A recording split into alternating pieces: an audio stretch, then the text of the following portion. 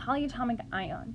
Poly means two or more. So polyatomic ions are those that you see that have multiple nonmetals. Another term is oxyanions, which is when you have a nonmetal plus multiple oxygens. As you can see, most of these polyatomic ions have nonmetals with multiple oxygens. The polyatomic ions that you see are the bases. And then there's certain rules that apply of when there's a hydrogen added but it's still an ion, how you name that. And when there's one less oxygen, more than one gone, or an extra oxygen added, how you decipher between these names. Let's look at the difference here first. So let's, for example, Ionic Compound, KCl. This is a metal and a nonmetal.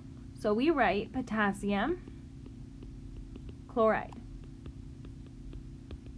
The "ide" ending for when it's a binary compound, just metal, nonmetal, ionic compound. Now what if I had KClO3? Now I don't say potassium chlorine oxide, because KClO3, like you can see right here, is a polyatomic ion. A -1 charge, potassium is a +1 charge. From the periodic table, it's in group 1, neutral compound. So I just write the name of the metal and the name of the polyatomic ion. So potassium chlorate. So if I saw the name and I see that it's an "ate" ending instead of an "ide" ending, I know that I no longer am talking about a binary ionic compound.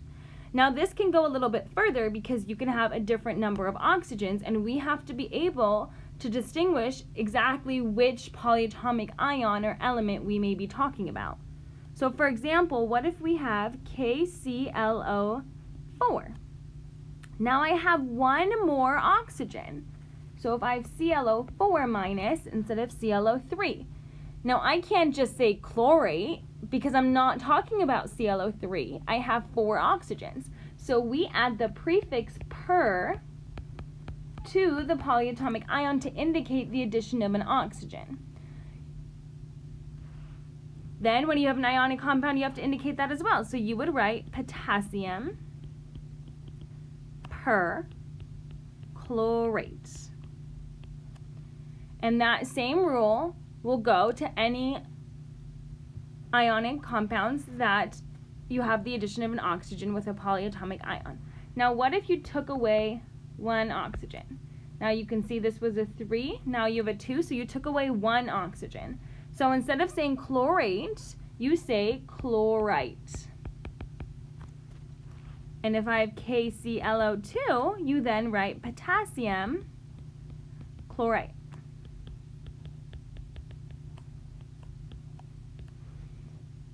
Now, you still can take an oxygen away without it being just chlorine by itself. What if it was ClO minus? Now you have to indicate that you took more than one oxygen, so you add a prefix of hypo, meaning less than, hypochlorite. The "ite" ending always indicates taking away from the base. So you would say, if we have KClO, potassium hypochlorite.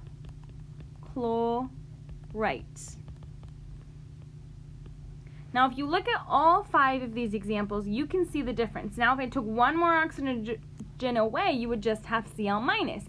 This is a monoatomic ion, not a polyatomic ion. The way we name the monoatomic anions, anions are negatively charged ions, are just writing the "ide" ending. Now you have to indicate these specific rules because all the differences in the oxygens are no oxygens with the endings in their names.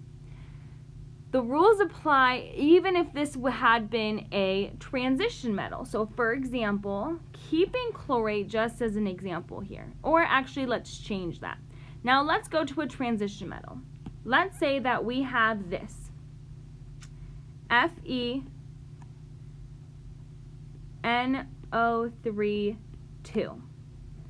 Now I see that I have NO3.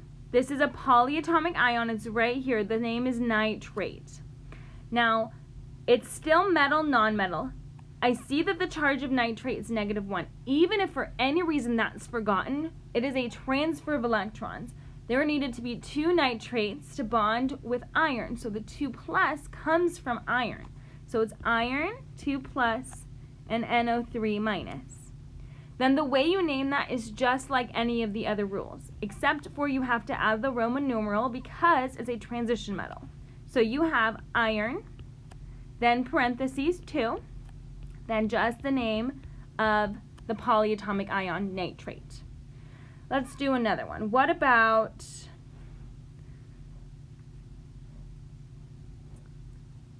Cu2,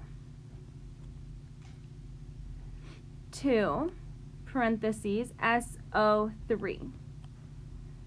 Now there's no charge in the SO3, but there's a 2 after the Cu. Now if I see the only similarity to SO3 is here, SO4, 2-. So I know since this is ionic, the 2 came from the SO3, and this invisible 1 comes from the copper. So I have copper plus 2, and SO3, 2-, copper plus 1.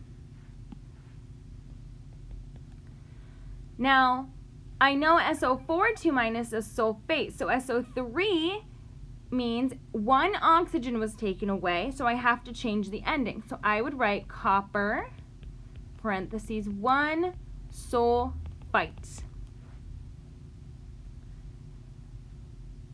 And this applies to any of the oxyanions when oxygens are being taken away or added to. Or if you have a polyatomic ion where you don't have that rule. You still name ionic compounds, metal, and then whatever polyatomic ion it is, or transition metal with the charge in whichever polyatomic ion it is together.